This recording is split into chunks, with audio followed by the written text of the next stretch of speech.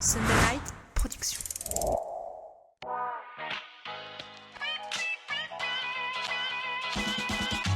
Bienvenue sur le podcast Dans la tête d'un coureur, l'émission de toutes celles et ceux qui aiment courir. Trail, route, piste ou encore triathlon, chaque lundi, venez améliorer vos connaissances sur l'entraînement, l'alimentation et la préparation mentale du coureur tout en vous amusant. Bonne écoute!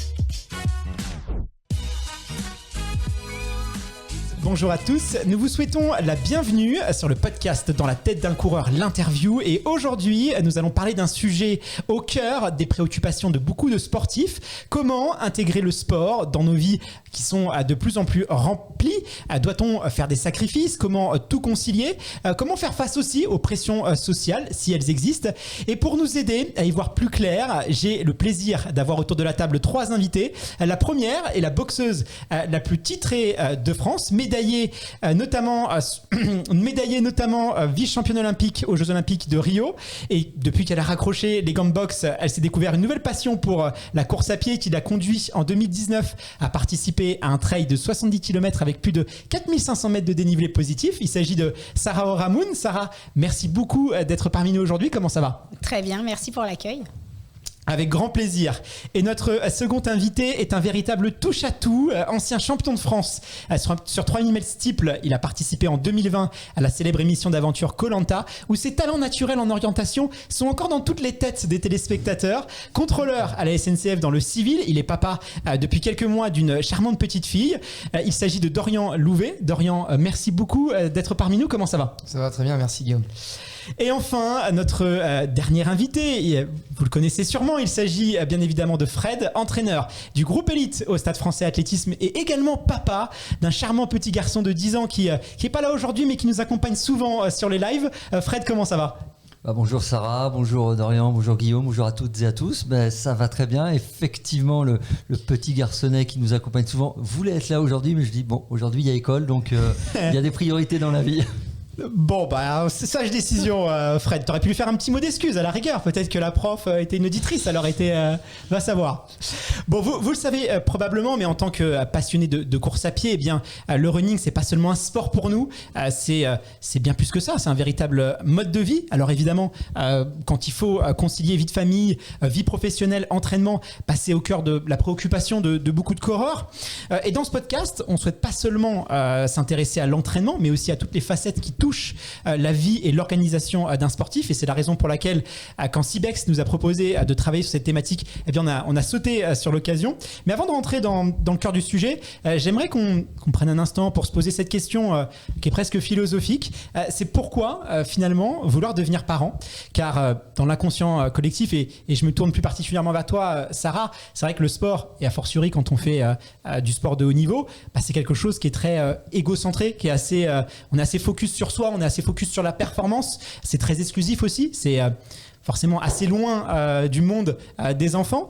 Et du coup, toi, en 2014, tu as décidé avec ton compagnon d'accueillir ton premier enfant. Est-ce que tu te souviens des motivations qui t'ont donné envie de devenir mère? Est-ce que c'est, par exemple, je sais pas, l'instinct maternel? Est-ce que c'est aussi l'envie d'avoir de nouvelles priorités? Tu te souviens dans quel état d'esprit tu étais à cette époque-là? Je crois que j'ai toujours su que j'avais envie de devenir maman. Alors, j'imaginais pas le faire pendant ma carrière. C'était pas quelque chose que j'avais prévu. D'ailleurs, j'ai arrêté ma carrière en 2012. J'ai eu ma petite fille et je suis revenue après sur le haut niveau et je me suis lancé des objectifs de très haut niveau puisque je voulais aller aux Jeux. Mais je me suis toujours vue maman et ça a été assez naturel à un moment donné de me dire j'arrête ma carrière et je me lance dans mon projet familial. Et stopper une carrière, avoir des enfants, c'est quelque chose qui est, j'imagine, un peu plus compliqué quand on est athlète professionnel sur le plan sportif. Il y a toujours cette question de est-ce qu'on va réussir à revenir au plus haut niveau. Il y a aussi le rapport au corps. Quand on est un athlète, c'est notre outil de travail finalement. Est-ce que tu te souviens comment tu as vécu toi cette coupure?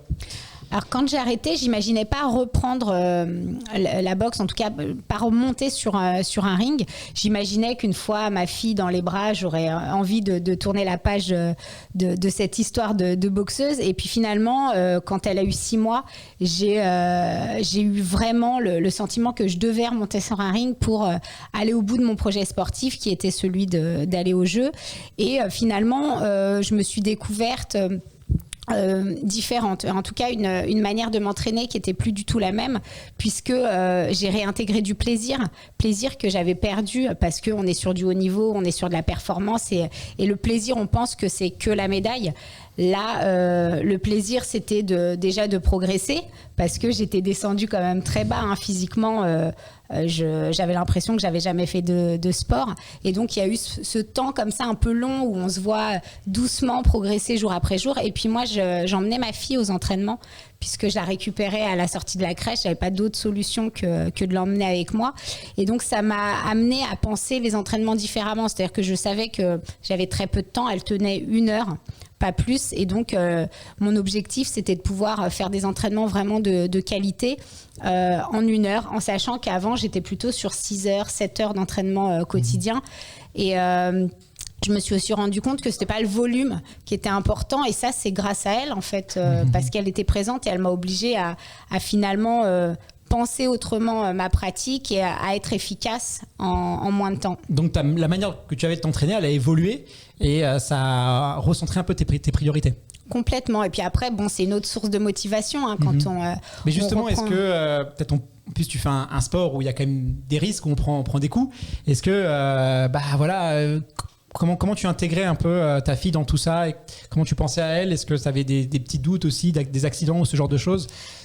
Il y a forcément les doutes, parce que je pense que les premières fois où je suis partie en stage, en compétition, ça a été très compliqué, parce que j'avais peur que justement elle pense que je l'abandonne. Je me disais peut-être que je suis trop égoïste et que c'est pas normal que ce que je fais.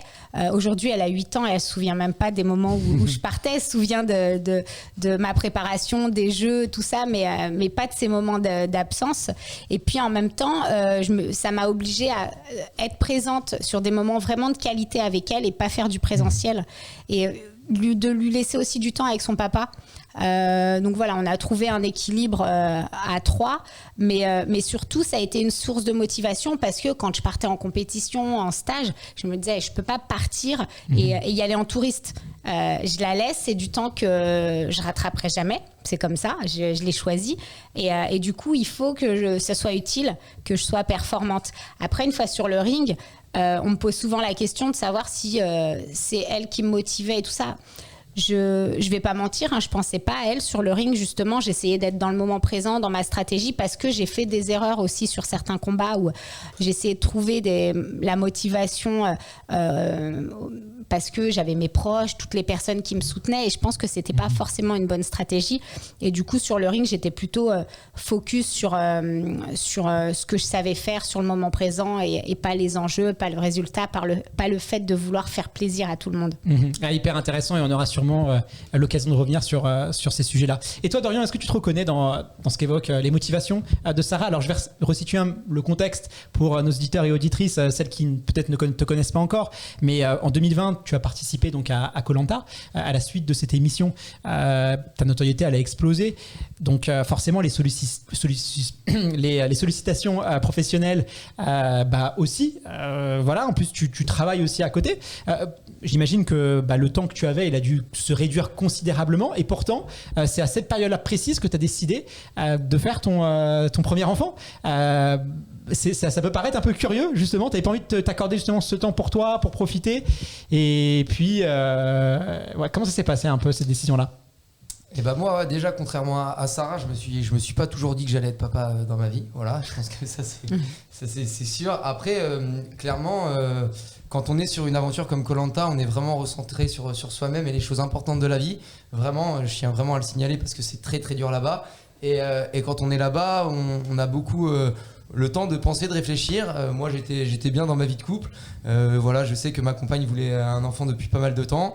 J'ai essayé de repousser. Maintenant qu'elle est là, je me dis que je l'aurais peut-être fait avant, ça aurait été la même chose, tellement c'est génial. Après, j'ai pas le recul de Sarah, parce que moi, elle n'a que 5 mois, donc je sais pas comment ça va se passer dans l'avenir, mais merci du coup, parce que je sais à peu près maintenant.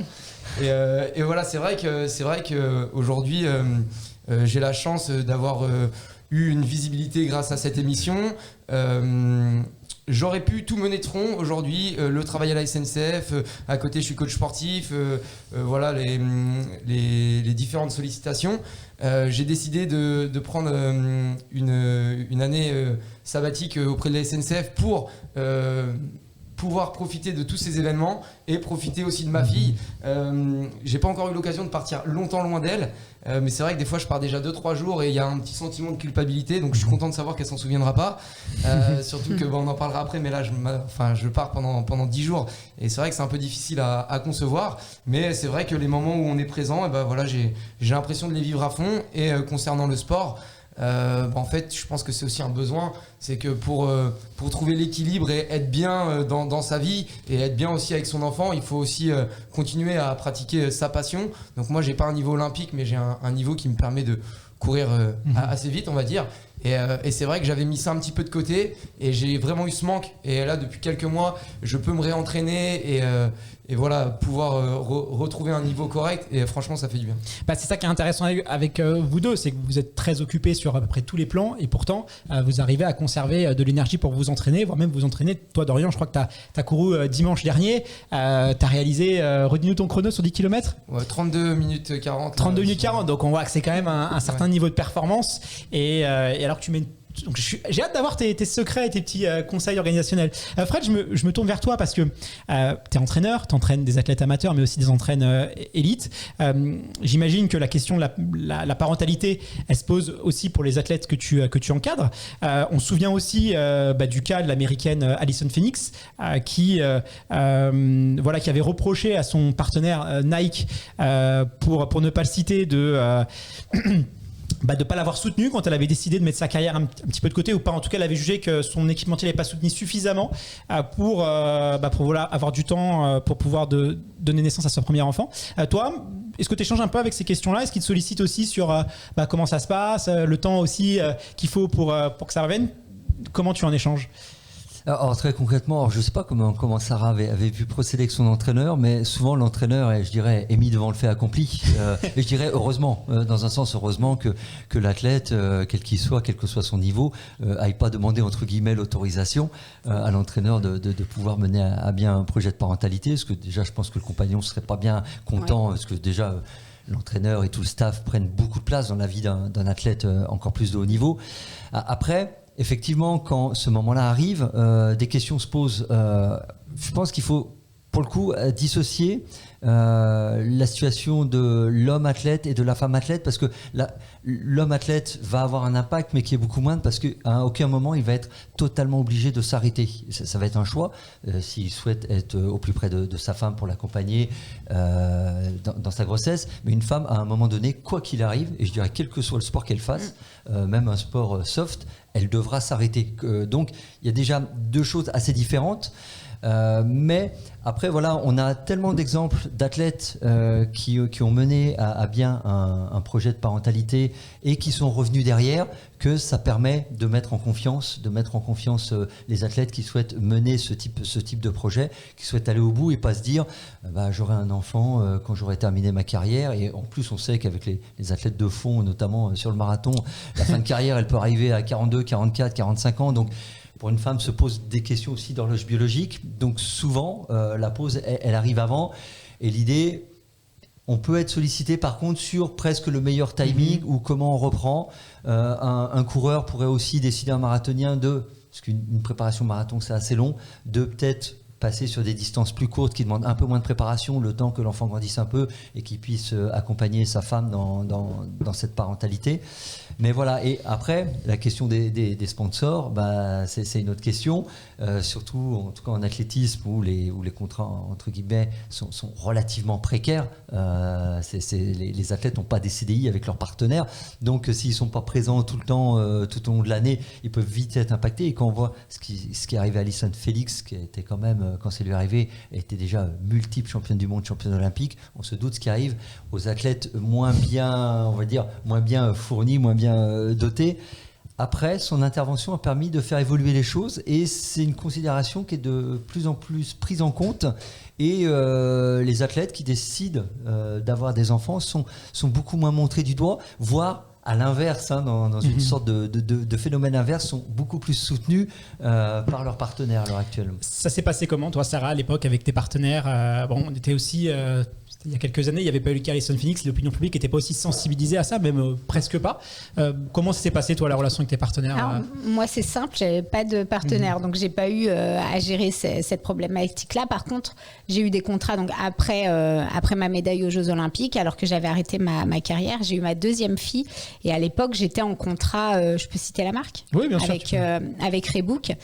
Et j'allais reconduire mon contrat, j'étais enceinte d'1 mois et j'ai pas voulu signer en me disant je peux pas leur faire ça, il faut que d'abord ils puissent savoir que je suis enceinte, et d'autant plus que dans le contrat, il y avait des dates qui arrivaient sur ma fin de grossesse où je devais faire des prestations et je me disais mais je vais pas pouvoir, je suis quasiment à 8 mois, faut qu'ils le sachent, et donc je l'ai annoncé et puis ils m'ont proposé quand même de signer, de continuer et d'adapter le contrat. Alors voilà, moi j'ai eu de la chance, je suis tombée sur des gens intelligents, et puis du coup ils ont modifié complètement leur stratégie en disant finalement on va être sur une gamme où on va être plutôt sur une cible de femmes mamans, et puis finalement ça s'est très bien passé. C'est pas toujours le cas. Moi j'ai eu des collègues sportifs qui ont eu à un moment donné des clauses dans leur contrat de sponsoring qui mentionnaient qu'en cas de maternité, le contrat devait s'arrêter. Voilà, ça se fait plus trop. Ça vous choque, ça, un petit peu, des clauses où on interdit globalement à une... Enfin, on l'imagine dans le monde professionnel, ce serait un scandale, quoi. Alors que après, les athlètes de haut niveau, alors je défends pas ce type de clause. Je dis qu'au moins ils ont eu l'honnêteté de l'écrire dans un sens. Mais oui. Les athlètes de haut niveau sont soumis à des tas de clauses qu'aucun autre sport, qu'aucune autre personne n'aurait. Sur certains sports, ils n'ont pas le droit d'aller, par exemple, au sport d'hiver. Voilà, c'est comme ça. Ou faire de la moto, Voilà, par exemple. mais ça reste assez choquant quand même, il faut le dire, parce que voilà, avoir un enfant, ça fait partie de la vie, c'est la vie, c'est l'essence même de la vie. Donc, mais tu vois, tu dis le sport d'hiver, ça dit faire de la moto, parce que là c'est une notion de blessure. On veut pas que l'athlète s'expose à une blessure. Là, c'est un peu considéré le fait d'être enceinte un peu comme une blessure, en fait, pour eux. Du coup. En tout cas, c'est vraiment peut-être comment certains partenaires, parce que tous ne le font pas, considèrent les athlètes avec lesquels ils sont en contrat, c'est-à-dire l'athlète leur appartient, parce que finalement tu leur interdis d'avoir une vie privée, une vie personnelle. Donc c'est peut-être dans le rapport qu'ils ont avec leur athlète, voilà ce que ça dit de la relation qu'ils mettent en place, effectivement. Sarah, Dorian, en tout cas, le sport occupe chez vous une place qui est essentielle à vos vies. Je dis vraiment comme ça parce que je sais que c'est partie de votre équilibre. Est-ce que vous avez eu des appréhensions quand même à l'idée de concilier vie de famille, entraînement, surtout que nos jours, on subit quand même pas mal de pression. Là, on va même se mettre dans la peau d'une femme qui est une coureuse amateur qui prépare un marathon. Est-ce que finalement, si elle a un enfant d'1 an et demi, 2 ans, son employeur le sait, elle doit peut-être s'absenter pour pouvoir aller le chercher à l'école, et que derrière, à côté, elle prépare un marathon? Est-ce que vous pensez que ça peut aussi être un impact vis-à-vis d'elle? Est-ce qu'il n'y a pas une forme de pression aussi qui dit que voilà, finalement, elle a le temps de faire un marathon, elle a le temps de s'entraîner. Est-ce que vous pensez que c'est des choses quand même qui peuvent exister, qui peut exister? Est-ce que vous avez ressenti ce genre de choses? Vas-y. J'y vais. Je pense qu'après, c'est une question d'organisation à avoir. Là où c'est compliqué pour quelqu'un qui concilie tout vraiment le travail, derrière l'entraînement marathon, la garde, c'est le risque de blessure parce qu'il y a moins de sommeil. C'est aussi est-ce que l'enfant il fait ses nuits, est-ce qu'il est malade. Il y a beaucoup de choses, je pense, à prendre en compte, et je pense qu'il faut vraiment aménager l'entraînement en fonction de la fatigue qu'on peut avoir à cause de tout ça. Maintenant, on peut réussir, je pense, à concilier le tout. Après, une pression, c'est une question d'envie aussi. Est-ce qu'on a vraiment envie d'aller s'entraîner? Est-ce qu'on veut vraiment préparer ce marathon du mieux possible, ou est-ce qu'on préfère passer ce temps avec son enfant parce qu'on culpabilise? En fait, il faut être à l'aise avec ça. Moi, je pense vraiment que quand on part faire du sport, préparation marathon ou autre, c'est qu'on en a besoin. Et c'est vrai que l'arrivée d'un enfant, ça change une vie, mais je pense qu'il ne faut pas oublier non plus de continuer la sienne quand même. Et bah voilà, je pense qu'on peut aussi aller faire son sport et derrière être du coup beaucoup plus patient, beaucoup plus content de partager des moments avec son enfant parce qu'on a eu cette petite privation indirectement, et que celui qui fait plus du tout son sport alors qu'il en a besoin et qui est 24 heures sur 24 avec son enfant ou qui enchaîne boulot plus enfant, bah derrière il peut, je pense, aussi péter un câble et être moins heureux, moins épanoui, et ça peut se faire ressentir aussi avec l'enfant. Enfin, je sais pas ce que tu en Mais penses. je suis complètement d'accord avec toi. Moi, je sais que j'ai besoin de me construire et de m'épanouir en tant que femme pour être la meilleure mère possible. Et c'est vrai qu'il faut pouvoir jongler entre sa vie familiale, ses contraintes professionnelles et ses envies et ses objectifs sportifs. Et pour ça, le mieux, c'est de pouvoir s'organiser en famille. Et c'est vrai qu'il faut faire des choix. Donc, on le dit, hein, souvent la vie d'un sportif de haut niveau est faite de sacrifices et de choix plutôt. Moi, j'appelle pas trop ça des sacrifices, mais on va peut-être moins voir ses amis, faire moins d'autres choses et choisir plutôt de s'entraîner et adapter le contenu et le temps d'entraînement en fonction de ses contraintes. J'en profite pour m'adresser à toutes celles et ceux qui nous suivent sur Twitch. Si vous voulez nous apporter vos témoignages, les difficultés auxquelles vous avez pu être confrontés si vous avez des enfants, quand vous avez décidé d'avoir des enfants, n'hésitez pas à enrichir l'émission, et puis on jettera un coup d'œil et puis on pourra revenir échanger justement avec vos problématiques qui sont peut-être plus particulières. Dorian, évoquer la parentalité des sportifs, c'est aussi s'intéresser au cas des papas, même si c'est pas forcément évident pour tout le monde. Je me souviens d'un exemple, notamment c'était un défenseur du PSG, Marquinhos, pour ne pas le citer aussi, qui avait été absent lors d'un match en raison de l'accouchement imminent de sa femme, et ça avait créé quelques polémiques, notamment sur le plateau de la chaîne L'Équipe. Il y avait Giroud qui demandait, je sais pas, je le cite, hein, ce sont les hommes qui accouchent maintenant. Il y a aussi le cas très récemment du biathlète Johannes Beu, qui était en tête du championnat, premier au classement, et quand son enfant est né, il a décidé de mettre le championnat de côté pendant un mois pour justement pouvoir s'occuper de son fils. Alors, ça avait été assez salué par les autres sportifs, les autres biathlètes, mais c'est vrai que les sponsors avaient vraiment pas compris pourquoi il arrêtait comme ça le championnat pour s'occuper de son enfant. Alors, ces polémiques autour du congé paternité, elles sont assez présentes dans la société générale, mais encore plus dans le sport, parce que pour beaucoup encore, le sport, ça reste un bastion de la virilité. Donc, on a peut-être un petit peu plus de mal à comprendre pourquoi un homme s'arrête. Toi, est-ce que c'est des questions que tu as eues? C'est quoi le rapport que tu as par rapport à ton enfant et ton sport? Est-ce que tu te dis c'est pas ton affaire? C'est quoi est-ce que ça te choque, toi, par exemple, ce genre de vision? Ouais, franchement, aujourd'hui ça me choque tout ça. Je pense que c'est un peu l'ancien temps. Aujourd'hui, je pense pas que, voilà, après c'est l'instinct maternel souvent qui revient, mais je pense pas que la mère ait plus de responsabilité que le père à s'occuper de l'enfant. C'est juste que, enfin, moi j'ai jamais compris de la part du sponsor, quelqu'un qui est choqué de tout ça. Je trouve justement que ça rend l'athlète totalement humain. C'est pas des machines non plus. Les mecs, ils s'entraînent toute l'année. Au bout d'un moment, il y a la naissance de leur enfant. Je pense que c'est un moment qui est unique, et que ça, on soit papa ou maman, on a envie de vivre ça. Alors moi, je comprends totalement que Marquinhos, même s'il devait partir en plein match, sauf si c'est la finale de la Ligue des Champions, bon, après il y a des circonstances. Non, mais sincèrement, voilà, c'est des moments forts, je pense, qu'on a envie de vivre, et moi j'aurais vraiment été mais dégoûté de pas pouvoir vivre tous ces moments-là, et même encore aujourd'hui, il y a plein de...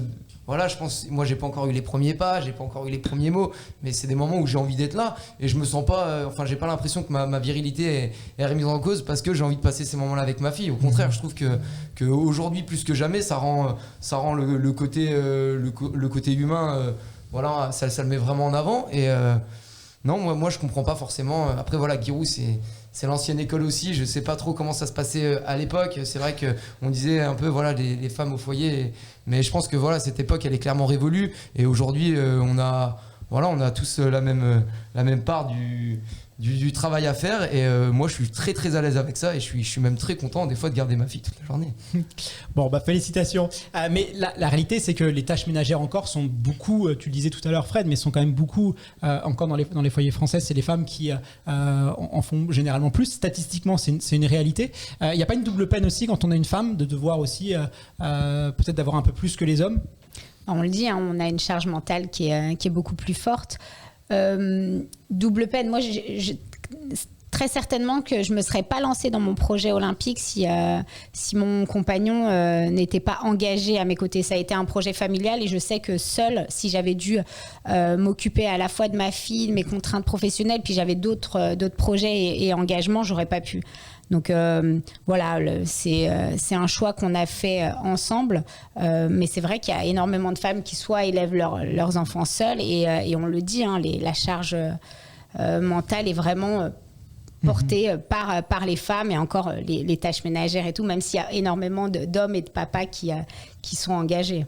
Fred, on dit souvent le sport, ça peut être vu comme une contrainte quand on a des enfants, mais est-ce qu'il n'y a pas aussi des bénéfices à tirer pour nous aider à nous épanouir en tant que parents et sportifs ? Moi, je dirais qu'il n'y a que des bénéfices à tirer du sport d'une manière générale et encore plus quand on est parent. Sarah et Dorian ont vraiment employé le même mot qui est celui de la culpabilité. Alors, soit la culpabilité qu'on peut avoir lorsqu'on va faire du sport et qu'on est parent ou que les autres vous mettent dessus, que la société peut mettre dessus. Et là, peut-être que les femmes le subissent plus. Oh, mais t'as le temps de faire du sport avec ton enfant ? Enfin, voilà. Sarah doit savoir de quoi je parle. C'est des choses qu'on entend. Mais au-delà de ça, on l'a connu autour de la table, avoir un enfant, c'est quelque chose de merveilleux, d'épanouissant, c'est certainement l'expérience la plus absolue d'une vie. Mais c'est aussi quelque chose de stressant. Ce n'est pas qu'une partie de bonheur. Et le sport permet aussi de réguler ça, notamment quand on est un sportif accompli, quel que soit son niveau. On se permet de lâcher la soupape, on fait du sport, on régule les hormones, notamment les hormones du stress, parce que quand on a un enfant en bas âge, même si en bonne santé, on se fait naturellement du souci pour lui, pour elle. Et donc, le sport permet de donner cet équilibre-là. Et Sarah le disait clairement, je suis maman, mais je suis aussi une femme. Voilà, on est parent, mais on est aussi un homme, une femme, et il ne faut pas non plus totalement s'effacer dans ce rôle de parent.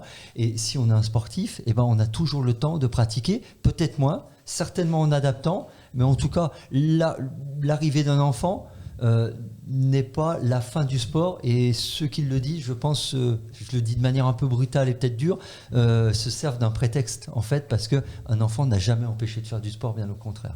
Je me tourne vers vous, comment vous vous êtes organisé pour reprendre le sport quand vous aviez des enfants en bas âge ? Alors là, on a un témoignage sur Twitch qui est assez intéressant. Alors on a Atelier Typo Déco qui nous explique qu'elle est maman de 2 petits-enfants, 6 et 3 ans. Un qui fait pas encore ses nuits, il faut savoir. Elle cumule 2 emplois, elle est infirmière et elle est auto-entrepreneur à côté. Elle court depuis 1 an et demi et puis elle, c'est tous les matins, avant 6 heures, elle va s'entraîner. Faut se rendre compte aussi, moi je tiens comme quoi quand on veut vraiment quelque chose, on arrive à trouver les solutions, mais j'imagine aussi que ça doit laisser de la fatigue. Vous, c'était quoi un peu vous ? Comment toi, tiens, je me tourne vers toi, comment tu arrives à gérer une petite fille, le travail, et puis faire 32 minutes sur 10 km ? Comment tu t'es organisé toi concrètement ? Déjà, je félicite cette dame parce que c'est une question de volonté, mais aller courir avant 6h du matin, c'est quand même c'est pas facile, donc franchement bravo à elle. Mais comme quoi, tout est toujours possible et on peut y arriver. Après, moi, j'ai la chance d'avoir une compagne aussi qui est assez flexible et elle est en horaire décalé. Donc, en fait, on a trouvé une organisation où elle gère le matin, je gère l'après-midi. Pour le moment, voilà, moi c'est encore assez récent. Tout est en train de se mettre en place. Et aujourd'hui, c'est vrai que j'arrive à trouver un équilibre, à aller m'entraîner et à m'occuper de ma fille à côté. C'est vrai que le fait d'avoir pris une année de dispo m'aide à avoir un peu plus de temps justement pour profiter d'elle dans les moments où je m'entraîne pas ou d'aller m'entraîner dans les moments où je m'occupe pas. Ça dépend de quel côté on se place. Et par contre, à côté de ça, de pouvoir continuer moi mon activité sur tous les événements sur lesquels je suis invité. Mais pour le moment, ça se passe bien. On va voir. Après, j'appréhende le moment où elle fera ses dents. Tu me diras ça, mais je crois qu'il y a des moments qui s'annoncent assez compliqués.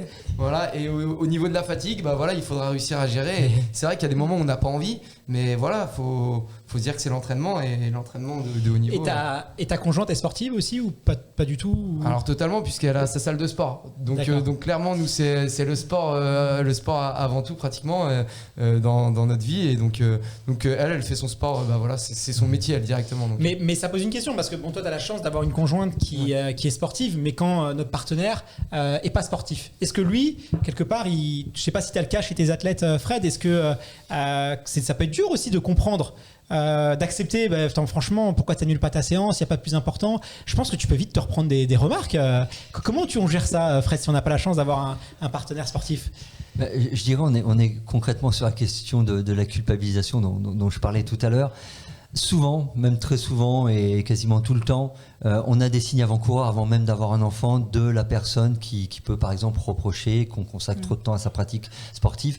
Moi, c'est quelque chose que je dis pas à mes athlètes, notamment ceux qui sont au plus haut niveau, je leur dis pas forcément de choisir un compagnon, une compagne qui court et qui fait le même type de distance, mais quand même d'avoir quelqu'un qui a une perception assez fine de ce que ça va entraîner dans la vie quotidienne. Et du coup, parce que souvent, ce type de remarques ne viennent pas avec l'enfant, elles ont eu lieu avant. Donc si, avant même d'avoir un enfant, une personne a ce type de remarques sur son organisation par rapport à son entraînement, elle peut être sûre que quand l'enfant sera là, ça sera la même chose et ça va être compliqué à gérer, très concrètement. Et ça nécessite là, alors après c'est plus l'entraîneur qui parle, c'est vraiment, ça va nécessiter une discussion de couple avant d'avoir un tel projet pour être sûr que les deux personnes sont prêtes à avoir l'enfant dans ces conditions-là. Mais comment on arrive à tout concilier? Parce que Sarah, un enfant, ça fait ses dents, c'est souvent malade aussi quand c'est bébé, il y a beaucoup d'imprévus et c'est vrai qu'on aime la routine quand on est un sportif, on aime bien que tout soit bien calé, que les horaires. Un enfant, c'est beaucoup d'imprévus. Comment on s'adapte à ça? Comment toi tu t'es adapté? On apprend à s'adapter, à se caler au rythme de l'enfant. Moi j'ai 3 enfants aujourd'hui, dont le dernier qui a 3 mois. Et ce que j'ai toujours fait, c'est déjà du sport à la maison ou tout ce qui est renforcement musculaire, je le fais avec mes enfants. C'est-à-dire qu'ils ont leur tapis, ils suivent pas, c'est pas grave, mais au moins ils me laissent faire ma séance. Et puis en même temps, ils me voient faire, donc ça leur donne envie. Et j'ai aussi envie de partager cette passion pour le sport et leur faire comprendre que le sport, c'est bon pour eux. Et j'ai envie qu'ils pratiquent, et pas forcément qu'ils deviennent des grands sportifs, mais au moins qu'ils le fassent pour leur bien-être. Et moi, ce que je fais, c'est que dès que j'ai un trou, je m'entraîne. Donc tout ce qui est sorti, je le fais souvent la journée quand les enfants sont à l'école ou à la crèche. Et puis après, le reste du temps, c'est 20h30. Une fois que tout le monde est couché, c'est le moment où j'essaye de retrouver la motivation pour descendre dans mon sous-sol, monter sur le tapis ou le vélo. C'est pas toujours facile. J'essaye de pas trop me poser de questions et je sais que c'est le moment, c'est un moment pour moi. Et si je le fais pas maintenant, je le ferai pas, quoi. C'est-à-dire que on trouve souvent des excuses et c'est vrai que les enfants, c'est souvent une bonne excuse aussi. Une bonne porte de sortie aussi, Ouais. il y a ça, et c'est tout à fait normal, hein. Attention. Ouais. Toi, Dorian, enfant, on le sait, quand même un bébé, ça fait pas toutes ces nuits. Est-ce que ta motivation aussi à t'entraîner, on a pris un coup, est-ce que quand même, des fois, t'as pas envie d'y aller, en fait, tout simplement, parce que t'as peut-être mal dormi, et comment tu arrives à faire face à ça, si ça t'arrive? Et c'est vrai que clairement, moi encore une fois, chacun a sa vision de la chose et chacun a des choses différentes dans la vie. Moi, si j'ai un bébé, c'est bébé bonheur, hein. Au bout de 2 mois, elle faisait ses nuits et tout, donc c'est beaucoup plus facile.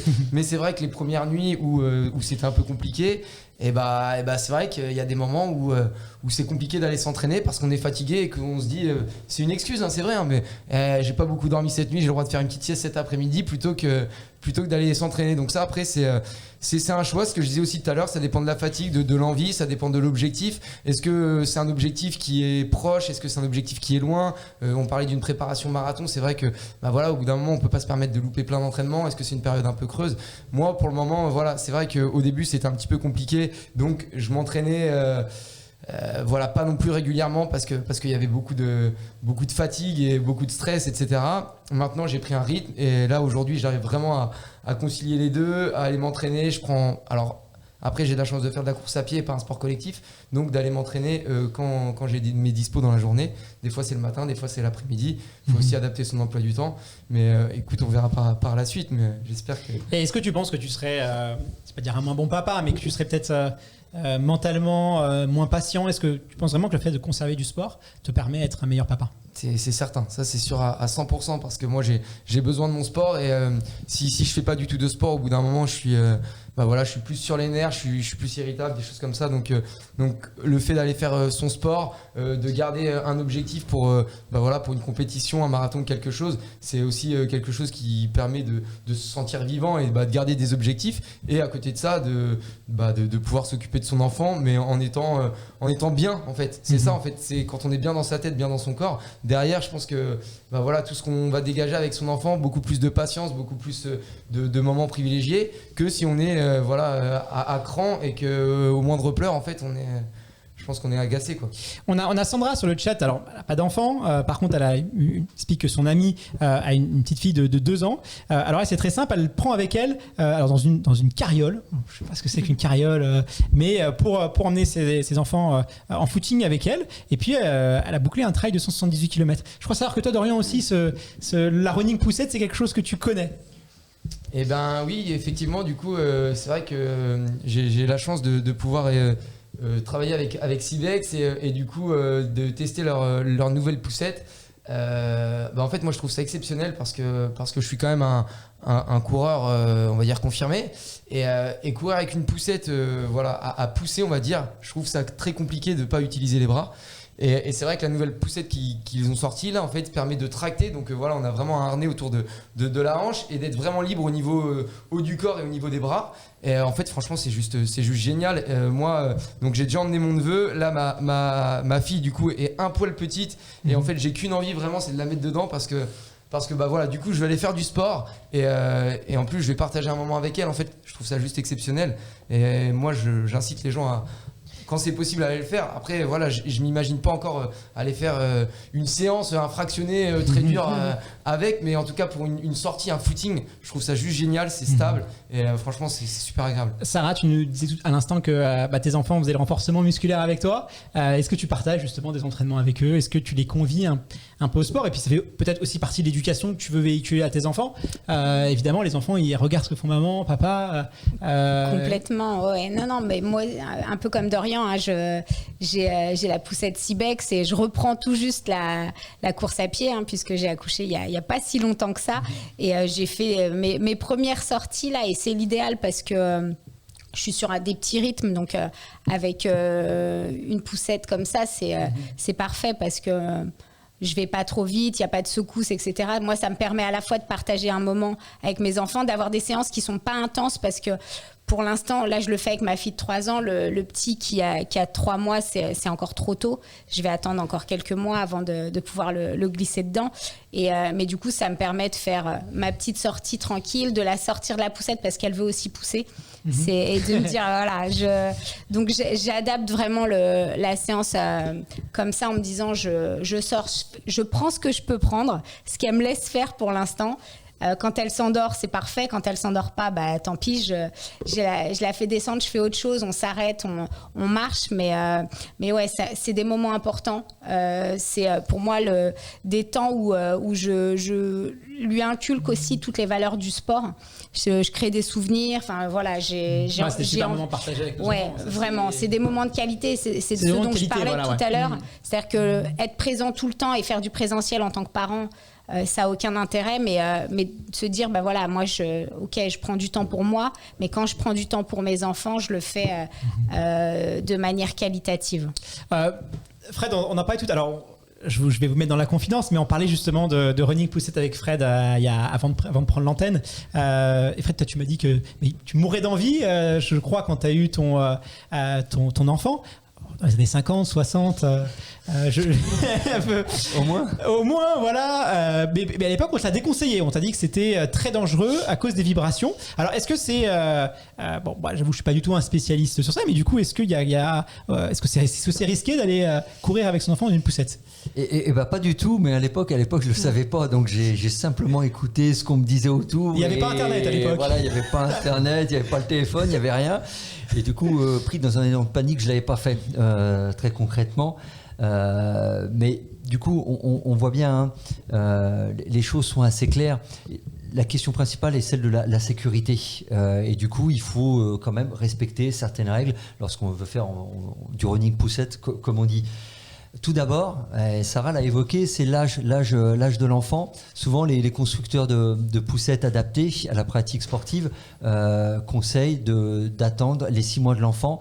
Alors, il peut y avoir des stades, des degrés d'évolution différents suivant les enfants. On dit 6 mois parce qu'en fait, c'est l'âge autour duquel l'enfant arrive à tenir sa tête droite tout seul.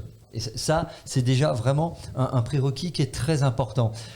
Ensuite, il faut quand même avoir un équipement adapté où le confort soit au rendez-vous, en fait, tout simplement parce qu'il faut pas que l'enfant soit mis dans une situation inconfortable. Donc, il faut une poussette adaptée à cette pratique-là. C'est pas la poussette de tous les jours. Et si vraiment vous avez une inquiétude sur le fait que votre enfant puisse vraiment rentrer dans la poussette et aller faire du running avec vous, dans un sens, le mieux, c'est quand même de prendre conseil auprès de son pédiatre, parce que finalement, voilà, c'est un vrai spécialiste des questions de santé de l'enfant, et lui il saura vous répondre très, très, très concrètement. L'idée, Dorian en parlait, c'est de partager un moment magique, d'aller courir tranquille, pas forcément de faire la séance de fractionné sur la piste avec la poussette qu'on tracte ou qu'on pousse. Quoique la mode est aux séances avec gilet lesté, donc pourquoi pas, hein, finalement. Voilà, on ne sait jamais, ou des sprinteurs qui auraient besoin de travailler, mais ça serait peut-être un peu violent pour l'enfant, pour travailler quelque part. Mais plaisanterie à part, voilà, c'est ce que je disais, il faut toujours être attentif au confort et au bien-être de l'enfant lorsqu'il est dans la poussette. Donc, il y a une multitude de poussettes qui existent, soit sur Internet, dans les magasins. Quand on veut courir avec son enfant, on ne peut pas utiliser une poussette traditionnelle. Si j'ai une vieille poussette au fond d'une grange, je ne peux pas la ressortir pour aller courir avec mon enfant. Et c'est vraiment des modèles qui sont spécifiques. Alors, si tu as une vieille poussette au fond d'une grange, ça s'appelle une charrue. Et c'est pas forcément pour un enfant. Pas une carriole tout à l'heure, je sais pas. Mais non, effectivement, il faut une poussette qui soit adaptée. Et les poussettes pour faire de la course sont déjà beaucoup plus confortables, plus larges, ont des suspensions, souvent aussi un peu comme sur une voiture, et des roues beaucoup plus grosses, de façon à ce que le moindre accident sur le parcours n'entraîne pas une grosse secousse pour l'enfant. Vraiment, il y a même des poussettes qui sont maintenant qui ont un frein au niveau de la poignée, comme sur un vélo, c'est-à-dire que si on se retrouve sur un faux plat descendant ou une petite descente, qu'il ne s'agit pas de se descendre le mont Galibier en poussette running, bon, ça pourrait être compliqué dans l'autre sens, ça serait bien dur pour celui qui pousse ou qui tracte, mais vraiment, voilà, l'aspect sécuritaire est vraiment respecté et adapté à la pratique qu'on va en faire. Donc voilà, c'est vraiment un élément qu'il faut prendre en compte. Et moi, je conseille, si je peux me permettre, vraiment d'aller sur des poussettes qui répondent aux normes européennes, qui sont très strictes en la matière, parce qu'il y a des normes de sécurité très particulières, et on sait que la Commission européenne ne blague pas avec ces questions-là. Et du coup, voilà, privilégier les poussettes qui répondent à ces normes, et je dirais encore mieux pour le gage de sécurité et de qualité, les poussettes qui sont fabriquées sur la zone européenne, évidemment.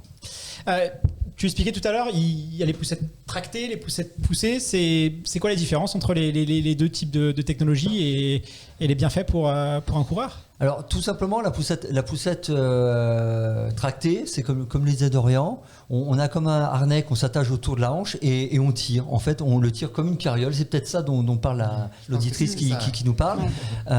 Et alors ça le côté vraiment très pratique de respecter le geste de course, parce que lorsque vous poussez la poussette qui est la deuxième alternative, c'est-à-dire que vous êtes comme sur une poussette classique, souvent vous ne poussez qu'avec un bras et l'autre a le mouvement de course, donc du coup vous n'êtes pas pleinement sur votre mouvement de course plein et entier, et vous n'êtes pas aussi libre et easy. L'avantage que je peux trouver moi aussi à la poussette tractée, c'est le fait que l'enfant vous voit toujours en fait, et les enfants, surtout quand ils sont en bas âge, ils ont un besoin de repères visuels vis-à-vis du parent, donc le fait de le voir, même si c'est à travers un petit tissu grillagé pour le protéger, il voit son parent et donc il n'est pas en inquiétude à se demander ce qui se passe autour de lui. Donc il y a aussi un aspect mise en sécurité de l'enfant qui me paraît très important. Je crois savoir maintenant que la technologie a beaucoup évolué et on trouve des poussettes multisports. Tu nous as fait une petite sélection, Fred. Qu'est-ce que tu peux nous recommander ? Alors, notamment, il y a une poussette sur le modèle Zeno du constructeur Cybex qui propose finalement l'option soit tractée avec le pull running, le pull running Zeno, ou alors je pousse avec le push running, c'est-à-dire que avec la même poussette, je vais pouvoir choisir finalement la manière de courir ou de faire du running poussette qui est adapté. Et à savoir que ces poussettes, en plus, sont un peu des tout en un, je dirais, des 4 en 1, on va dire. Elles servent de poussettes classiques, mais elles peuvent aussi servir pour la course à pied, tractées par un vélo, et même pour du ski de fond. Donc on a vraiment là des poussettes multidisciplines, et tous les amoureux du sport croisé, de l'entraînement croisé, vont se régaler avec ce type d'équipement. Moi, je suis assez curieux. J'en vois quelques-uns courir avec ce type de poussette à Paris, dans le Bois de Boulogne notamment. Toi qui pratiques ça, on te regarde pas un petit peu bizarrement quand même quand moi, c'est les questions que je me pose parce que c'est pas encore très répandu. Est-ce que ça surprend ce type d'entraînement? Bah, je pense que ça surprend, mais dans le bon côté. En fait, je pense que les gens ils trouvent vraiment ça en fait fun. Vraiment, sincèrement, moi, à chaque fois que je l'ai sorti, en fait, c'est vrai que les gens nous regardent un peu bizarrement. Ils se disent c'est quoi ce produit, mais je pense qu'en fait, ils se disent surtout, en fait, c'est génial. C'est génial parce que là, ils se disent le mec, il est parti faire du sport. Il court et en fait il est avec son enfant, donc il partage un moment avec et en toute sécurité. Donc franchement, je pense que les gens, c'est vrai que c'est un peu innovant, mais je pense sincèrement que c'est révolutionnaire en fait. Une question sur Twitch que je trouve intéressante et que doivent se poser beaucoup de femmes. Choupichou qui nous demande, est-ce que Fred, on repart vraiment de zéro quand on revient après un accouchement? Très concrètement, oui. Très concrètement, oui.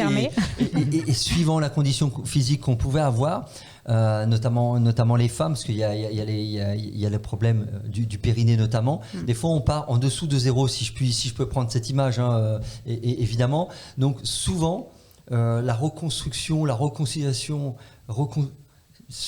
musculaire, qui sera nécessaire pour reprendre le sport sera certainement plus importante qu'avant l'accouchement parce qu'il y a l'affaiblissement de certains muscles, j'en parlais, notamment au niveau périnéal. Et du coup, il va falloir travailler différemment des choses auxquelles on n'avait pas pensé avant. Et ça, Sarah pourrait en témoigner. Complètement. Non, il y a une vraie fonte musculaire. Après, ça dépend aussi de ce qu'on a pu faire pendant sa grossesse. On a la possibilité de continuer à s'entraîner. Et après, toutes les grossesses sont différentes. Les femmes ne les vivent pas de la même manière, mais on peut continuer à faire du sport en l'adaptant. Et par contre, la reprise est un peu plus compliquée. Ça prend du temps. Moi, si je vous donne un exemple, pour revenir à haut niveau après ma première grossesse, j'ai mis un peu plus d'1 an. Voilà, et est-ce que tu as trouvé des informations, les médecins, est-ce qu'on t'a conseillé, est-ce qu'on t'a dit des choses, est-ce que tu as eu les bonnes informations au bon endroit? À l'époque, il n'y avait pas beaucoup d'informations sur l'entraînement pendant la grossesse. À l'époque, j'ai passé un diplôme de préparateur physique à l'INSEP juste pour pouvoir tester tous les programmes sur moi et puis préparer ma reprise. Aujourd'hui, ça se fait de plus en plus. Il y a une gynécologue à l'INSEP qui travaille vraiment sur ces questions et qui accompagne maintenant toutes les sportifs qui veulent reprendre leur carrière après une grossesse. Mais vraiment, moi, l'expérience que j'ai sur mes 3 grossesses, ça a été déjà des sensations très différentes. Et puis, je pense qu'il faut vraiment s'écouter et adapter en fonction de ses sensations et surtout ne pas se dire, parce que moi j'ai beaucoup fait de sport pendant ma grossesse et j'ai partagé beaucoup de séances et je continue à le faire. J'avais des femmes qui faisaient pas de sport et qui voulaient se mettre au sport parce que ça y est, elles étaient enceintes et elles avaient peur de prendre trop de poids, etc. On ne peut pas commencer le sport enceinte. Par contre, quand on en a fait avant, on réadapte. Forcément, ce ne sera pas à la même intensité. Ce qu'il faut surtout surveiller, c'est la fréquence cardiaque où, d'une manière générale, je vais dire peut-être pour des sportifs, on peut aller jusqu'à 70-80% de sa VO2 max. Et après, peut-être pour des sportifs lambda, je dirais 60%, mais c'est surtout du ressenti. Sur Twitch, ça réagit pas mal sur le running poussette. Alors, on a des témoignages. Certaines personnes nous disent qu'ils font du yoga avec leur enfant ou que leur enfant les accompagne à vélo. Alors toi, je sais pas si Adrien t'accompagne sur tes sorties à vélo, mais est-ce que, Sarah, je tourne vers toi, est-ce que finalement tes enfants ils prennent plaisir à t'accompagner ou est-ce qu'ils rechignent un petit peu? Ah non, ils prennent plaisir parce que j'ai commencé tôt. J'ai commencé tôt et du coup j'en ai une dans la poussette et la grande à vélo et là elle commence la course à pied, donc peut-être que les prochaines sorties je vais pouvoir l'emmener avec moi sans son vélo et courir, pourquoi pas pousser même. Ça pose la question aussi de son enfant. Est-ce qu'il faut l'inciter à faire du sport? Est-ce que des fois, quand on est sportif, on peut aussi avoir tendance on sait les bienfaits que ça peut donner sur la confiance en soi, sur nous, mais il y a des enfants qui n'aiment pas ça. Du coup, toi Sarah, si demain tes enfants ils veulent pas entendre parler du sport, comment est-ce que tu vas réagir? Est-ce qu'il faut essayer de, je vais pas dire de les forcer, mais vraiment de les motiver? C'est quoi ton regard par rapport à ça? Non, je pense que je serais triste parce que je sais combien ça peut leur apporter. Non, moi ce que j'ai fait, et notamment avec mes deux filles, c'est de leur proposer de tester différentes disciplines et de choisir. Pour l'instant, moi, elles font ni de boxe ni de course à pied, ça me va. J'ai juste envie qu'elles s'épanouissent dans leur discipline. Et puis après, peut-être, si ça fonctionne pas, essayer de changer de club, de changer de sport, parce que parfois, c'est le contenu qui est pas adapté. Moi, je sais que j'avais commencé avec la gym pour ma grande et c'était catastrophique. Elle restait sur le trampoline et toute la séance, elle sautait sur le trampoline et elle voulait pas faire autre chose. Et du coup, j'ai changé. Elle a voulu faire du judo parce qu'elle a vu les jeux et elle a vu Teddy Riner. Et du coup, maintenant, elle s'éclate. Mais peut-être c'est ça, c'est aussi leur montrer ce qui existe et les faire toucher à tout pour que chacun trouve un peu le sport qui lui plaise. Mais il faut que ça reste très ludique. Adrien, il court, Fred? Est-ce que tu le coaches un petit peu, ton fils? Est-ce que tu accepterais de le coacher d'ailleurs? Alors, est-ce que j'accepterais de le coacher? Déjà, est-ce que lui, il accepterait que je le coach? C'est une autre question. Non, il est pas du tout course à pied, tu vois. Et je pense que le tort qu'on pourrait avoir lorsqu'on pratique avec amour et intensité une discipline, c'est de vouloir l'imposer à l'enfant. Par contre, je pense que ce qui est important, c'est de faire comprendre à un enfant tous les bienfaits qu'il va retirer d'une activité physique. Voilà, quel que soit le sport, que ça soit l'athlète, que ça soit la boxe, que ce soit n'importe quel sport, un sport co, c'est ce qu'il pourra en retirer, et pas forcément le mettre dans une dynamique sport de haut niveau, mais simplement le sport c'est bon pour la santé, tout simplement, et toute ta vie, même si tu n'en fais pas à la même intensité que ton papa et ta maman, Adrien surtout sa maman parce que c'est une athlète de haut niveau, moi je ne le suis pas, voilà. Au moins qu'il ait ce repère-là, se dire c'est bon pour la santé, et après voilà, on a tous des caractères différents, des rapports différents au sport. Il y a des enfants qui sont plus art culturel, qui préfèrent dessiner, chanter, danser. Mais avoir un équilibre de tout, je pense que plus on est complet, mieux c'est. Évidemment, mais évidemment, il ne faut pas forcer à faire le sport qu'on aime. Je pense que c'est le meilleur moyen. En plus, les enfants, à un moment, ils aiment copier, puis après, ils aiment être rebelles. Donc, c'est le meilleur moyen pour qu'ils fassent vraiment l'inverse. Après, ils reviennent. Moi, pendant très longtemps, mon papa était sportif. Pendant très longtemps, j'ai un peu boycotté la course à pied. Et puis après, tu reviens un petit peu aux origines. Avant de passer, Sarah, on va parler un petit peu de ton aventure sur trail. Et toi, Dorian, on va revenir sur tes prochains projets sportifs. Mais pour conclure un petit peu le sujet qu'on vient d'avoir, Fred, qu'est-ce que tu conseilles, toi, aux athlètes que tu coaches, si demain tu as une jeune maman qui vient te voir, t'expliquer un peu ses contraintes avec sa vie professionnelle, l'éducation de ses enfants. Qu'est-ce que tu recommandes à tes athlètes quand ils décident de se lancer sur un semi-marathon, un trail, un 10 km et qui te demandent est-ce que c'est possible ou pas? Moi, je pars du principe que toujours tout est possible. Après, ça dépend de l'organisation personnelle des foyers, des couples et comment ça peut fonctionner. Par exemple, une mère célibataire ou un père célibataire qui a charge d'enfants pourra évidemment beaucoup moins s'entraîner de manière assez logique qu'un couple qui fonctionne bien avec l'un des deux qui pourrait dire allez, là tu prépares une grosse épreuve, vas-y à fond et moi je m'occupe de tout durant ce laps de temps. Donc il faut déjà faire un point assez complet sur ce qui est possible au vu de l'organisation, familiale.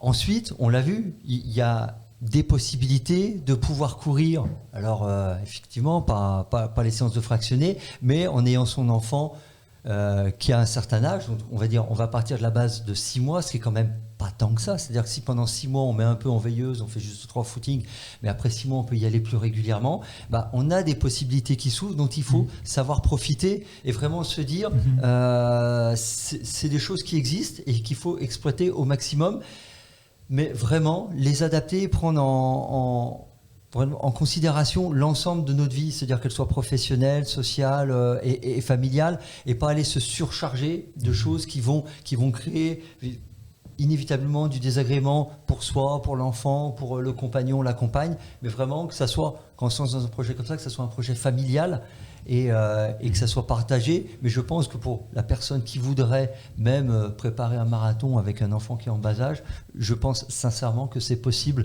On l'a vu notamment sur certains trails, même une femme qui allaitait son enfant pendant sur l'UTMB, pendant ses ravitaux. Ouais. Donc, Sur l'UTMB, si elle l'allait, même si elle l'allait encore tardivement, parce que j'ai pas l'âge de l'enfant, il n'avait pas 10 ans non plus. Donc, ça veut dire ce serait inquiétant sinon. Ouais. Voilà, ça veut dire qu'elle a pu préparer l'UTMB en ayant un enfant en bas âge. Donc, elle a su mettre en place l'organisation qu'il fallait. Mais c'est vrai, bon, la running poussette, ça je trouve ça assez incroyable. Et déjà, pas tout le monde, je pense, est au courant qu'il existe ce type de solution. Et pas tout le monde ose aussi prendre la poussette pour partir. Mais il y a quand même des astuces. Toi, Sarah, je sais que tu coaches aussi, notamment sur les réseaux sociaux. Je pense qu'il y a beaucoup de femmes aussi qui doivent te solliciter par rapport à ça.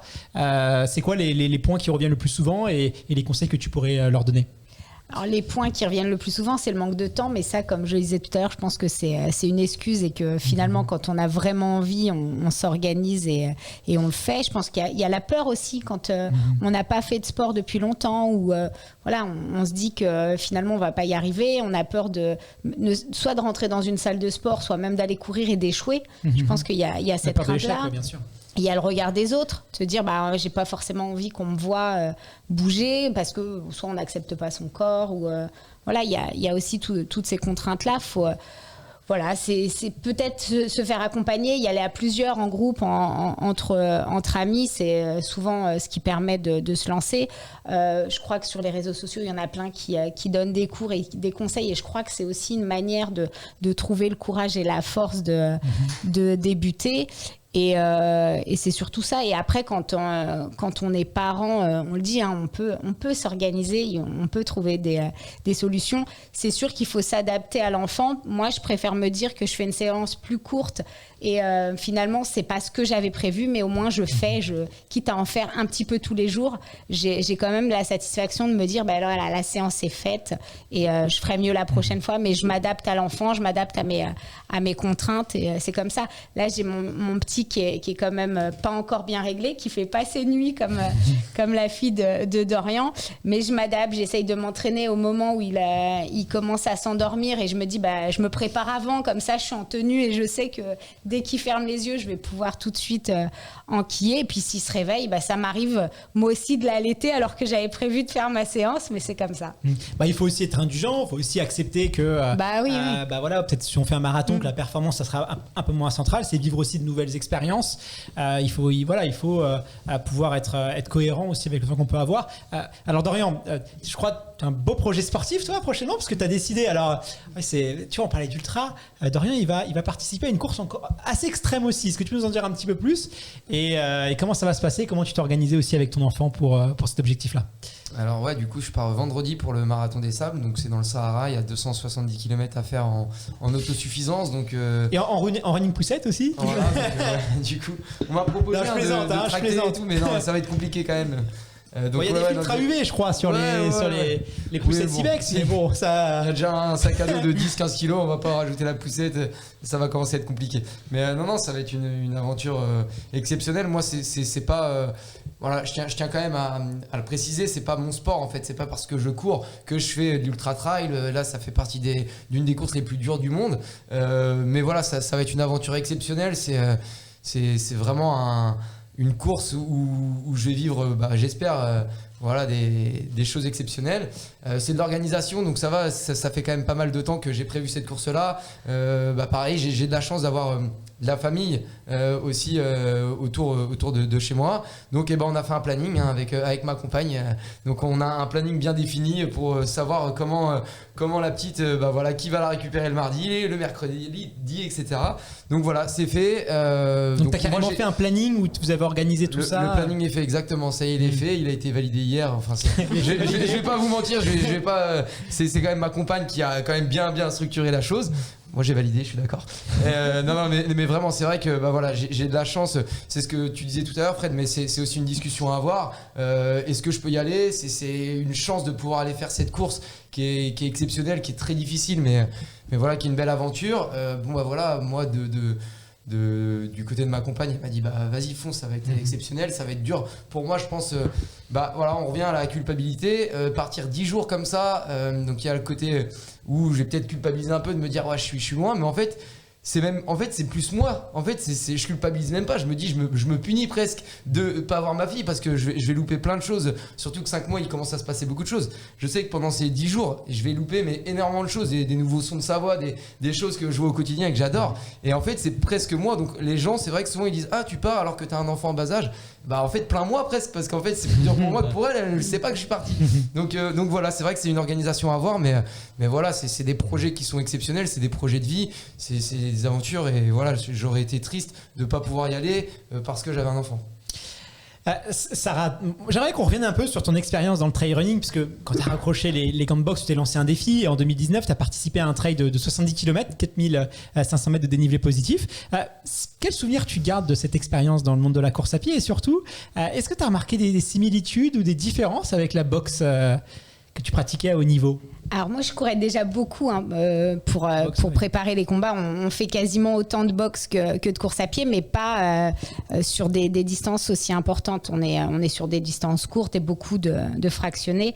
Je crois que j'ai eu besoin de me lancer un défi parce que je suis une compétitrice dans l'âme, et le fait d'arrêter ma carrière, ça a été difficile de trouver la motivation de refaire du sport juste pour le sport, juste pour du plaisir. Enfin, j'ai eu besoin d'avoir un objectif pour retrouver des sensations, pour me faire plaisir, pour être fière de moi aussi.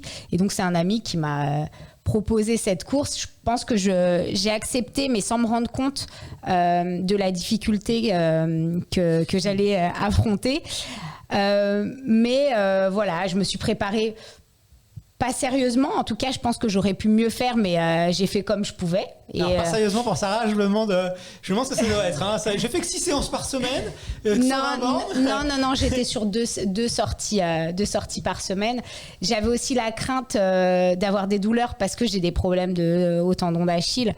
Donc je me disais, sur des distances longues, je vais jamais tenir. Enfin, c'était beaucoup de peur en fait au départ de la course, et puis pas d'expérience. Donc j'avais peur aussi dans la gestion de la course, c'est-à-dire que moi j'aime bien courir vite, enfin faut que ça soit court et rapide comme la boxe quoi. Et j'ai fait un départ de course où j'étais à bloc et je me suis vite calmée quand c'était un cross, tu sais, la confondu cross. Exactement. Mais je me suis vite calmée parce que le dénivelé déjà ça met une claque, donc on se dit ok, il y a encore beaucoup de kilomètres.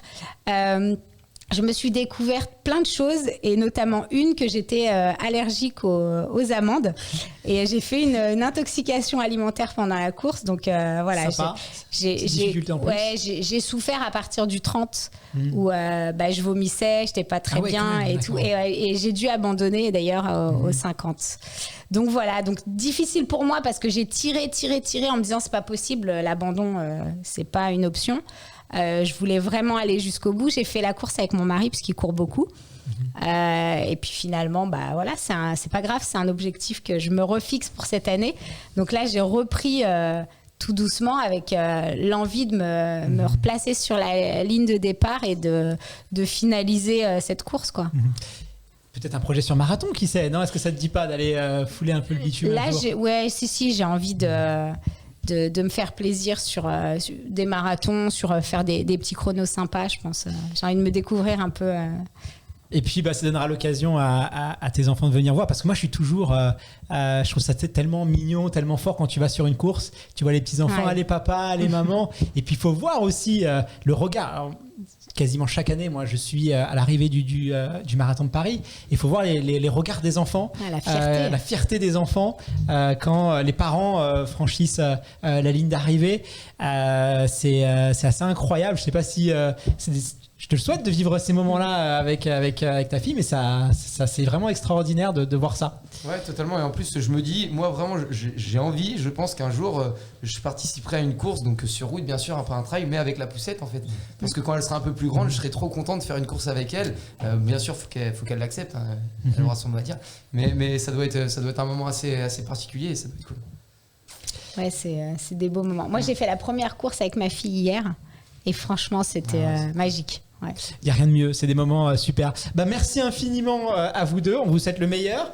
Bon courage pour ce marathon des sables. Voilà, je suis sûr que ça va très bien se passer. Ne t'inquiète pas, on croit en toi, nous. C'est en tout cas. l'inconnu, mais du coup, c'est ce qui me plaît aussi. Et puis Sarah, au plaisir de te voir sur le départ d'un marathon ou d'un ultra, si tu as besoin d'entraîneur en course à pied. Avec plaisir. On peut te présenter Fred, tu vas voir. Avec un grand plaisir. Il va te donner quelques tuyaux. Merci beaucoup à toi aussi. Et puis rendez-vous dès lundi prochain pour un nouvel épisode. Merci infiniment à Iron Paris de nous avoir reçus aujourd'hui dans ces magnifiques studios. À lundi prochain, à très vite.